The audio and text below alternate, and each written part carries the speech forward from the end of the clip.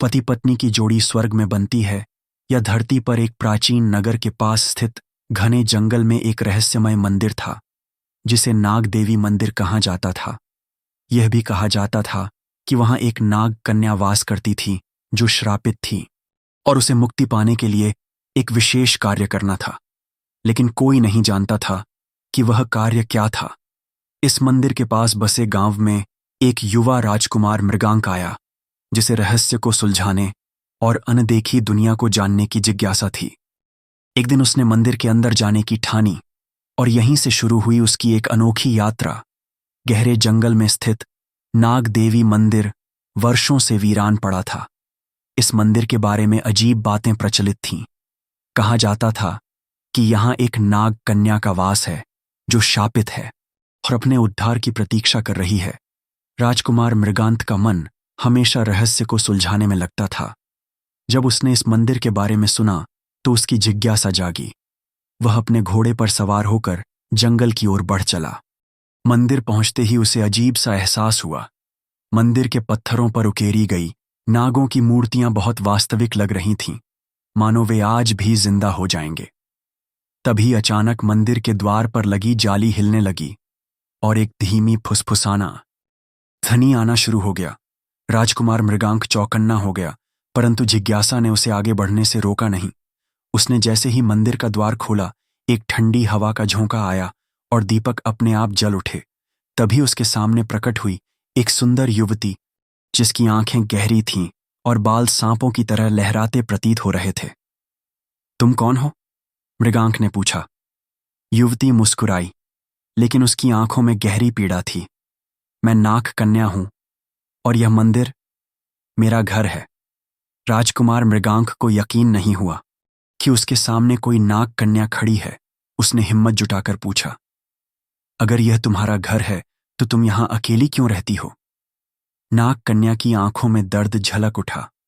उसने गहरी सांस ली और कहा, सदियों पहले मैं एक साधारण कन्या थी, लेकिन एक महायुद्ध में मैंने नाग देवता को क्रोधित कर दिया।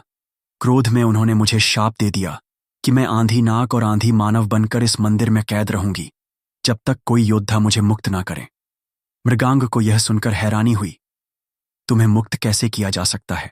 नाग कन्या की आंखों में आशा की एक किरण चमकी। मुझे इस शाप से मुक्त करने के लिए तुम्हें 3 कठिन परीक्षाएं देनी होंगी, लेकिन याद रखना, इन परीक्षाओं में असफल होने का अर्थ है मृत्यु। राजकुमार मृगांक के चेहरे पर संकल्प स्पष्ट था। उसने कहा, मैं तैयार हूं। नाग कन्या ने अपनी आंखें बंद की और मंदिर की दीवारों से एक विशाल काला नाग प्रकट हुआ। उसकी आंखों से आंख जैसी लाल रोशनी निकल रही थी। यह नाग मेरे रक्षक है, नाग कन्या बोली। यदि तुम इसे हरा सको तो पहली परीक्षा पार कर लोगे। नाग फुफकारता हुआ मृगांक की ओर बढ़ा। मृगांक ने तलवार निकाल ली और सतर्क हो गया। नाग ने बिजली की तेजी से उस पर हमला किया, लेकिन मृगांक ने छलांग लगाकर खुद को बचा लिया। यह लड़ाई कठिन थी। नाग बहुत शक्तिशाली था और उसकी हर चाल को भांप लेता था, लेकिन मृगांक को याद आया कि सांप आग से डरते हैं। उसने पास पड़े मशाल को उठाया और नाग के सामने लहराया। नाग एक पल के लिए पीछे हटा और यही मौका था।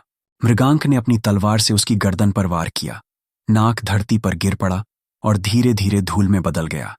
नाग कन्या मुस्कुराई, तुमने पहली परीक्षा पास कर ली, लेकिन अगली परीक्षा इससे भी कठिन होगी। नाग कन्या ने मंदिर के पिछले हिस्से की ओर इशारा किया। वहां एक आग का पुल था जो उफनती लपटों से घिरा था। इस पुल को पार करना असंभव है, नाग कन्या ने कहा, लेकिन अगर तुम कर सको तो दूसरी परीक्षा पूरी हो जाएगी। मृगांक ने निश्चय किया कि वह यह भी करेगा। उसने एक लंबी सांस ली और दौड़ते हुए पुल पर चढ़ गया। आग की लपटहार ओर भड़क रही थी। जरा सा संतुलन बिगड़ने पर गिरने का खतरा था, लेकिन राजकुमार मृगांक ने अपनी गति बनाए रखी और आखिरकार पुल के दूसरी तरफ पहुंच गया। नाग कन्या ने सिर झुकाया। अब आखिरी परीक्षा बची है। आखिरी परीक्षा सबसे कठिन थी। नाग कन्या ने मृगांक को एक विशाल सोने की नाग मूर्ति की ओर इशारा किया। इस मूर्ति को स्पर्श करना असंभव है, उसने कहा। जो भी इसे छूने की कोशिश करता है वह पत्थर का बन जाता है। मृगांक ने गौर से देखा। मूर्ति के चारों ओर कई लोगों की पत्थर की मूर्तियां थीं, लेकिन उसे याद आया कि पुरानी कहानियों में कहा जाता था कि सच्चे दिल वाले व्यक्ति को कोई शाप नहीं लगता। मृगांक ने अपनी आंखें बंद की, मन में विश्वास रखा और धीरे से मूर्ति को छू लिया। एक तेज चमक उठी, मूर्ति कंपन करने लगी और मंदिर की दीवारों से नागों के चित्र जीवंत हो गए। मंदिर में बंधी सारी शपित आत्माएं मुक्त हो गईं और सबसे बड़ी बात, नाग कन्या भी मुक्त हो गई। उसके चेहरे पर खुशी थी। तुमने मेरा श्राप तोड़ दिया, उसने मृगांक से कहा। मंदिर रोशनी से भर गया और नाग देवता का स्वर गूंजा। तुमने अपनी बहादुरी से इस मंदिर को श्राप मुक्त किया। अब तुम्हें अनंत शक्ति का आशीर्वाद दिया जाएगा। मृगांक ने मुस्कुराकर नाग कन्या की ओर देखा। अब वह दोनों स्वतंत्र थे। शार्प से मुक्त होने के बाद नाग कन्या की आंखों में खुशी के आंसू थे, लेकिन उसके चेहरे पर हल्की चिंता भी थी। मृगांक ने मुस्कुराकर पूछा, अब तो तुम आजाद हो, फिर भी उदास क्यों हो? नाग कन्या ने गहरी सांस ली और कहा, मैं आजाद जरूर हो गई, लेकिन मेरी असली यात्रा अब शुरू होती है। मुझे नागलोक लौटना होगा। तभी अचानक मंदिर के बीचों बीच जमीन कांपने लगी। वहां एक विशाल सुनहरी नाग प्रकट हुआ। उसकी आंखों से दिव्य प्रकाश निकल रहा था। नाग कन्या, तुम्हारी मुक्ति का समय आ गया है। नागलोक के दरवाजे खुल चुके हैं। नाग कन्या ने मृगांक की ओर देखा और कहा, क्या तुम मेरे साथ नागलोक चलोगे? मृगांक अचंभित रह गया।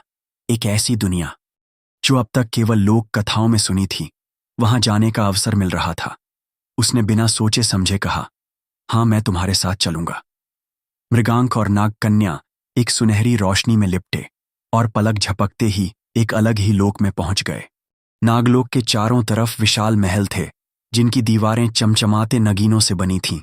यहां नाग देवताओं के सुंदर मंदिर थे और नागराज का भव्य सिंहासन दूर से दिखाई दे रहा था। नाग कन्या ने बताया, यहां नागों का शासन है, पर यह स्थान अब खतरे में है। मृगांक ने पूछा, कैसा खतरा? नाग कन्या ने गंभीर स्वर में कहा, एक शक्तिशाली असुर कालसर्प ने नागलोक पर अधिकार करने की योजना बनाई है। उसे रोकने वाला अब तक कोई नहीं आया, पर शायद तुम हमारी मदद कर सकते हो। मृगांक ने कहा, अगर नागलोक संकट है तो मैं तुम्हारे साथ लड़ूंगा। नागलोक के राजा नागराज वासुकी ने मृगांक को देखा और कहा, तुम वही हो जिसने नाग कन्या को मुक्त किया। तुम्हारी हिम्मत की परीक्षा अब असली युद्ध में होगी। तभी अचानक जमीन हिलने लगी। एक भयंकर गर्जना के साथ आकाश में कालसर्प प्रकट हुआ। एक विशाल नाग जिसकी आंखों में रक्त जैसा लाल रंग था और शरीर पर काली ज्वालाओं की लपटें उठ रही थीं। आज नागलोक मेरा होगा। कालसर्प की आवाज गूंजी। नाग कन्या ने कहा, मृगांक, यही हमारी सबसे बड़ी परीक्षा है। अगर हम इसे हरा सके तो नागलोक बच जाएगा। मृगांक ने तलवार निकाला और बोला, मैं पीछे नहीं हटूंगा। अब नागलोक का सबसे भयानक युद्ध शुरू होने वाला था। कालसर्ग का भयानक स्वर गूंज रहा था। उसकी फुफकार से नागलोक की धरती कांपने लगी। चारों तरफ भय और अंधकार छा गया। कोई भी मुझसे टकरा नहीं सकता। मैं इस नागलोक का नया स्वामी बनूंगा। नागराज वासुकी ने अपनी शक्तिशाली गदा उठाई और गर्जना करते हुए बोले, जब तक हम जीवित हैं नागलोक पर कोई आंच नहीं आएगी। मृगांक और नाग कन्या ने 12 सरे की ओर देखा। अब यह युद्ध सिर्फ नागलोक की रक्षा के लिए नहीं था, बल्कि उनकी नियति से भी जुड़ चुका था। मृगांक, यह युद्ध आसान नहीं होगा, नाग कन्या ने चेतावनी दी। मुझे कोई डर नहीं। मृगांक ने अपनी तलवार कसक पकड़ ली। मैं नागलोक की रक्षा के लिए अपना सर्वस्व दूंगा। अब महासंग्राम का समय आ चुका था। नागलोक के आकाश में अंधकार छा गया। नाग देवताओं की सेना अपने स्थान पर तैयार थी। मृगांक और नाग कन्या सेनापति के रूप में खड़े थे। तभी तेज गर्जना के साथ काला सर्प की सेना प्रकट हुई। वे विशाल विषधारी नागों और असुरों से भरी थी। हम पीछे नहीं हटेंगे। मृगांक ने तलवार उठाकर कहा। युद्ध का बिगुल बजा और दोनों सेनाएं 12 सरे से टकरा गईं। मृगांक की तलवार बिजली की तरह चमक रही थी। उसने 11 करके कई असुरों को परास्त किया। नागकन्या ने अपनी दिव्य शक्तियां से शत्रुओं को रोकना शुरू कर दिया, पर तभी काल सर्प खुद मैदान में उतर आया। उसकी आंखों में आंख थी, और वह गगनचुंबी ऊंचाई तक उठा। उसने जमीन पर प्रहार किया, जिससे नागलोक की धरती दरक गई। अब देखता हूं कौन मुझे रोकता है। काल सर्प गरजरता हुआ जोरदार प्रहार किया। मृगांक बाल बाल बचा, लेकिन झटके से दूर जा गिरा। नागकन्या ने चिंतित होकर उसे उठाया। मृगांक, वह बहुत शक्तिशाली है। उसे हराने के लिए तुम्हें अपनी आध्यात्मिक शक्ति जगानी होगी। मृगांक ने ध्यान केंद्रित किया। सभी अचानक उसकी तलवार चमकने लगी और एक दिव्य चक्र उसमें उभर आया। यह नाग देवताओं का वरदान था। अब मृगांक की शक्ति कई गुना बढ़ चुकी थी। काल, सिर्फ तुम्हारा अंत समय आ गया है। मृगांक ने तलवार से वार किया, लेकिन काल सर्प ने अपनी काली शक्ति से उसे रोक लिया। यह युद्ध भयंकर था। युद्ध के दौरान काल सर्प ने नागकन्या पर हमला कर दिया। उसने अपनी काली शक्ति से नागकन्या को जकड़ लिया। अगर कोई मेरी राह में आएगा, उसे मिटा दूंगा। नागकन्या दर्द से कराह उठी। मृगांक ने देखा कि नागकन्या संकट में है। उसके भीतर क्रोध उमड़ पड़ा। तूने नागलोक को कष्ट दिया, मेरे मित्रों को घायल किया और अब नागकन्या पर हमला कर रहा है।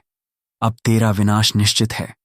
मृगांक ने पूरी शक्ति से अपनी तलवार चलाई और काल सर्प के सिर पर वार किया। तलवार से निकली दिव्य शक्ति ने उसे जलाकर भस्म कर दिया। काल सर्प की मृत्यु के साथ नागलोक में फिर से प्रकाश लौट आया। नागराज वासुकी ने कहा, तुमने नागलोक को बचा लिया। मृगांक, अब तुम हमारे लिए एक योद्धा ही नहीं, बल्कि देवताओं के समकक्ष हो। परंतु नागकन्या गंभीर रूप से घायल थी। नागकन्या अंतिम सांस से ले रही थी। मृगांक ने दुखी होकर उसका हाथ पकड़ा। नहीं, तुम हमें छोड़कर नहीं जा सकती। लेकिन नागकन्या मुस्कुराई। मैंने अपना कर्तव्य निभाया। मृगांक का मुझे मुक्त होने दो। नागराज वासुकी ने तब नागमणि को हाथ में लिया और कहा, यदि नागकन्या पुनर्जन्म लेना चाहे तो यह संभव है, परंतु उसे मानव रूप लेना होगा। मृगांक ने तुरंत कहा, हां, मैं चाहता हूं कि नागकन्या फिर से जन्म ले। नागराज ने नागमणि की शक्ति से नागकन्या को पुनर्जीवित कर दिया, लेकिन अब वह एक साधारण स्त्री बन चुकी थी। मृगांक ने उसे सहारा दिया और कहा, अब यह कहानी सिर्फ नागलोक की नहीं, बल्कि हमारी भी है। नागलोक अब सुरक्षित था। काल सर्प का अंत हो चुका था। मृगांक और नागकन्या ने नागलोक को प्रणाम किया और पृथ्वी पर लौट आए। नागलोक में काल सर्प के अंत के बाद अब चारों ओर शांति थी। मृगांक और नागकन्या, जो अब एक साधारण मानव बन चुकी थीं, नागराज वासुकी के सामने खड़े थे। नागराज वासुकी ने मुस्कुराते हुए कहा, तुम दोनों ने नागलोक को बचाया है। यह तुम्हारा कर्तव्य ही नहीं, तुम्हारा प्रेम भी था, जो तुम्हें सत्रह ले आया। मृगांक ने नागकन्या की ओर देखा। मैं तुमसे एक सवाल पूछना चाहता हूं। अब जब तुम मानव बन चुकी हो, क्या तुम मेरे साथ पूरी जिंदगी बिताने के लिए तैयार हो? नागकन्या की आंखों में आंसू आ गए। उसने मुस्कुरा कर कहा, मैंने अपनी पूरी जिंदगी नागलोक और अपने शाप से लड़ने में बिताई, लेकिन अब जब मैं मुक्त हूं, तो मैं अपना जीवन तुम्हारे साथ बिताना चाहती हूं। मृगांक नागराज वासुकी ने दोनों को आशीर्वाद दिया और कहा, तुम दोनों का विवाह होगा और यह विवाह नागलोक और पृथ्वी के बीच प्रेम का प्रतीक बनेगा। नागलोक में पहली बार एक मानव और पूर्व नाग कन्या का विवाह हो रहा था। यह एक ऐतिहासिक क्षण था। सभी नाग देवता और नागलोक के निवासी इस विवाह के साक्षी बने। मृगांक ने नाग कन्या का हाथ थामा और मंत्रों के उच्चारण के बीच दोनों का पवित्र विवाह संपन्न हुआ। नागराज वासुकी ने आशीर्वाद देते हुए कहा, तुम दोनों का जीवन सुखमय हो। यह विवाह नागलोक और मानवलोक के बीच एक नई शुरुआत का प्रतीक होगा। विवाह के बाद मृगांक और नागकन्या पृथ्वी पर लौट आए, जहां उन्होंने एक साधारण लेकिन खुशहाल जीवन बिताया। इस तरह एक नागकन्या जो शापित थी और एक साधारण युवक जिसने अपने साहस से पूरे नागलोक को बचाया, 12 सरे के जीवन साथी बने। उनकी कहानी अब किंवदंती बन चुकी थी, जिसे सदियों तक सुनाया जाता रहेगा। और इस तरह नागकन्या का शाप हमेशा के लिए समाप्त हो गया। मित्रों, लोगों का मानना है कि जोड़ियां स्वर्ग में बनती हैं, लेकिन इन्हें निभाना धरती पर होता है। ठीक ऐसे ही इस कहानी में भी हुआ है। राजकुमार मृगांक का जोड़ी नागकन्या थी, इसलिए वह उस मंदिर में नागकन्या के पास पहुंच ही गया। मित्रों, पति पत्नी ही नहीं, बल्कि इस संसार का हर रिश्ता हमारे लिए ऊपर वाला तय करके भेजता है। हम इंसान तो बस उनके हाथों की कठपुतलियां मात्र हैं। मित्रों, कहानी कैसी लगी? कमेंट बॉक्स में कमेंट करके ज़रूर बताएं। वीडियो को लाइक शेयर करें और हमारे चैनल को सब्सक्राइब करें। आप सभी का धन्यवाद।